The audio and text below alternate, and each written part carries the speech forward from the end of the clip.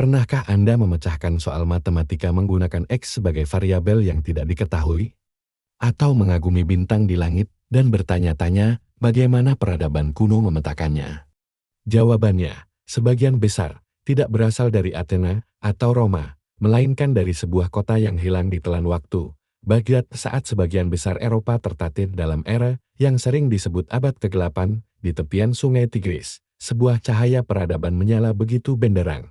Bukan cahaya dari api peperangan, melainkan dari lentera para pemikir, ilmuwan, dan filsuf. Ini bukan sekadar cerita tentang sebuah kekhalifahan, ini adalah kisah epik tentang ambisi intelektual terbesar dalam sejarah manusia. Kisah tentang bagaimana sebuah peradaban memutuskan untuk mengumpulkan, menerjemahkan, dan mengembangkan seluruh pengetahuan dunia. Inilah kisah zaman keemasan Islam, dan bagaimana gema dari Baghdad masih membentuk cara kita berpikir hingga detik ini. Bagian 1, Fondasi sebuah mimpi. Kisah kita dimulai pada tahun 750 Masehi, sebuah dinasti baru, Abbasiyah, berhasil menggulingkan kekuasaan Umayyah. Mereka butuh lebih dari sekadar kekuatan militer untuk melegitimasi kekuasaan mereka. Mereka butuh simbol supremasi budaya dan intelektual, maka Khalifah Al-Mansur mengambil langkah monumental. Ia tidak memilih kota yang sudah ada, ia membangun sebuah ibu kota impian dari nol. Sebuah kota yang dirancang dengan presisi matematis, sebuah lingkaran sempurna yang dijuluki Madinat Al-Salam, kota kedamaian. Dunia mengenalnya sebagai Baghdad. Musik menjadi lebih agung dan penuh harapan. Baghdad dirancang untuk menjadi pusat dunia. Di dalamnya dibangun istana-istana megah, taman-taman yang rimbun, dan pasar-pasar yang menjadi titik temu pedagang dari Tiongkok hingga Afrika. Tapi, cucu Al-Mansur, Khalifah Al-Ma'mun, punya visi yang jauh lebih besar konon. Ia bermimpi bertemu dengan filsuf agung Aristoteles, yang memberinya restu untuk menyebarkan ilmu pengetahuan. Terlepas dari benar atau tidaknya kisah mimpi itu, Al-Ma'mun terobsesi dengan pengetahuan. Ia percaya bahwa iman dan akal adalah dua sisi dari mata uang yang sama. Ia pun meresmikan dan memperluas sebuah institusi yang akan menjadi urat nadi intelektual peradabannya, Bait Al-Hikmah, rumah kebijaksanaan. Ini bukan sekadar perpustakaan. Bayangkan sebuah gabungan antara NISA, Oxford University, dan Perpustakaan Kongres Amerika Serikat. Semuanya menjadi satu di abad ke-9, misinya sederhana, namun luar biasa ambisius. Kumpulkan semua buku penting di dunia, terjemahkan ke dalam bahasa Arab, dan pelajari isinya. Para utusan dikirim ke seluruh penjuru dunia, ke Konstantinopel, India, Persia dengan kantong-kantong emas, untuk membeli manuskrip-manuskrip kuno konon. Khalifah Al-Ma'mun akan membayar para penerjemah dengan emas seberat buku yang berhasil mereka terjemahkan. Bisa Anda bayangkan? Pengetahuan dihargai secara harfiah setara dengan emas. Di dalam dinding Bait Al-Hikmah, para cendekiawan Muslim, Kristen Nestorian, Yahudi, dan bahkan penyembah berhala dari Haran bekerja berdampingan. Mereka berdebat, berkolaborasi, dan menerjemahkan karya-karya Plato, Euclid, Galen, dan Ptolemy, bahasa Arab. Yang sebelumnya dikenal lewat syair-syair indahnya, kini menjadi bahasa sains dan filsafat dunia. Bagian 2. Mesin pengetahuan dunia beraksi. Rumah kebijaksanaan bukanlah tempat buku-buku hanya didiamkan, ia adalah sebuah mesin yang hidup, dan dari mesin inilah lahir para titan intelektual. Mari kita ambil satu contoh. Di dalam Bait Al-Hikmah, ada seorang matematikawan Persia bernama Muhammad Ibn Musa Al-Khawarizmi. Ia dihadapkan pada masalah-masalah praktis yang kompleks, menghitung warisan sesuai hukum Islam, membagi lahan, dan perhitungan perdagangan.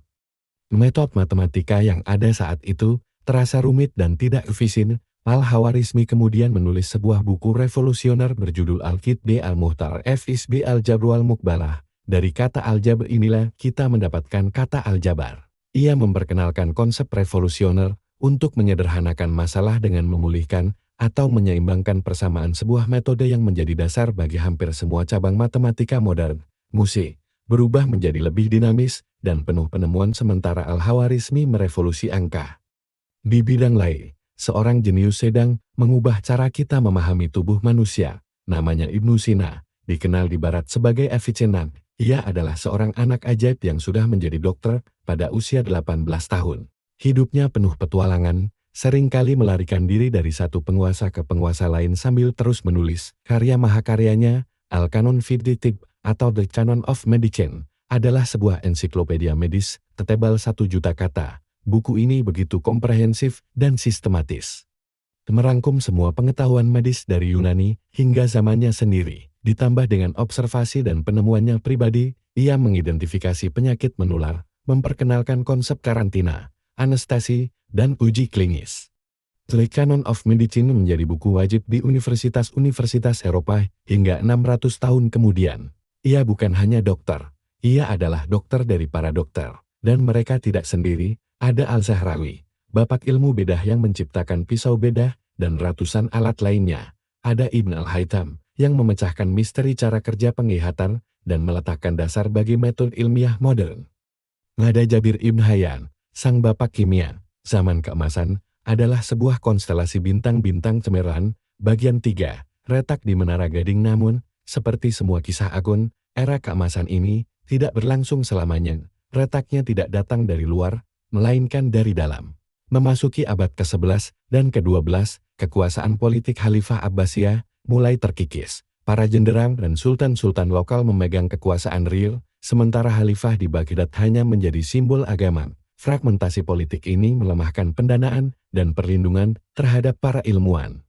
Pada saat yang sama, muncul perdebatan teologis yang sengit. Beberapa pemikir konservatif mulai mempertanyakan filsafat Yunani yang dianggap asing dan berpotensi merusak akidah. Tokoh besar seperti Imam Al-Ghazali menulis kritik tajam terhadap beberapa aspek filsafat, yang meskipun bertujuan baik, seringkali disalahartikan sebagai penolakan total terhadap ilmu pengetahuan. Perlahan, skeptisisme terhadap penyelidikan rasional yang bebas mulai tumbuh. Obor kebebasan berpikir yang pernah menyala terang, kini mulai sedikit meredup. Musik, tempo melambat, nuansa menjadi tegang dan suram. Lalu, pada tahun 1258, pukulan mematikan itu datang, sebuah kekuatan yang tak terhentikan menyapu dari padang stepa Asia Tengah. Pasukan Mongol, di bawah pimpinan Hulaguhar, cucu dari Genghis Khan, mereka mengepung Baghdad. Khalifah Al-Mustasim, yang naif dan terisolasi, menolak untuk menyerah. Hasilnya adalah sebuah malapetaka yang tak terbayangkan. Kota yang telah menjadi pusat dunia selama 500 tahun itu dihancurkan sehancur-hancurnya. Ratusan ribu penduduknya dibantai. Legenda mengatakan, istana-istana, masjid-masjid, dan perpustakaan-perpustakaan dibakar habis. Bait Al-Hikmah, beserta segala harta karun pengetahuannya, dilemparkan ke sungai Tigris. Dikatakan air sungai berubah menjadi hitam karena larutnya tinta dari jutaan buku dan berubah menjadi merah oleh darah para cendekiawan. Zaman keemasan Islam di Baghdad telah berakhir. Bagian 4, Gema yang abadi. Apakah ini akhir dari segalanya? Apakah obor peradaban itu padam selamanya? Ternyata tidak.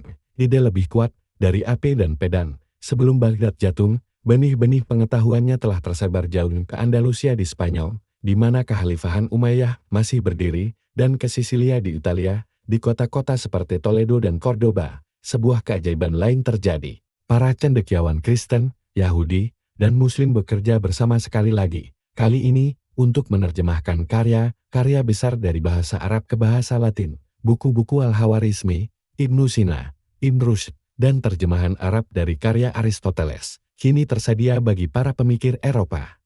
Pengetahuan inilah yang menyulut api Renaissance di Eropa. Angka Arab dan aljabar memungkinkan revolusi dalam perdagangan dan teknik. Metode medis Ibnu Sina menjadi standar di sekolah-sekolah kedokteran. Dan penemuan kembali filsafat Yunani melalui lensa para komentator Arab memicu gelombang baru dalam pemikiran humanisme. Jadi, saat kita melihat karya Leonardo da Vinci, membaca pemikiran Galileo, atau menggunakan rumus matematika di sekolah, kita sebenarnya sedang mendengar gema dari Baghdad. Kelima, dari sebuah peradaban yang percaya bahwa pengetahuan tidak memiliki agama atau batas, dan bahwa tugas terbesar manusia adalah membaca. Kisah zaman keemasan Islam adalah pengingat yang kuat, bahwa peradaban dibangun bukan hanya dengan batu dan baja, tetapi dengan gagasan dan keberanian untuk bertanya, dan meskipun sebuah kota bisa dihancurkan, gagasan yang lahir di dalamnya akan selalu menemukan cara untuk bertahan hidup. Melintasi samudra dan zaman, untuk menginspirasi generasi-generasi baru. Apa bagian paling menakjubkan dari sejarah ini menurut Anda? Beritahu kami di kolom komentar. Jangan lupa untuk like, subscribe, dan nyalakan loncengnya, agar kita bisa terus menjelajahi kisah-kisah luar biasa seperti ini bersama. Terima kasih sudah menonton.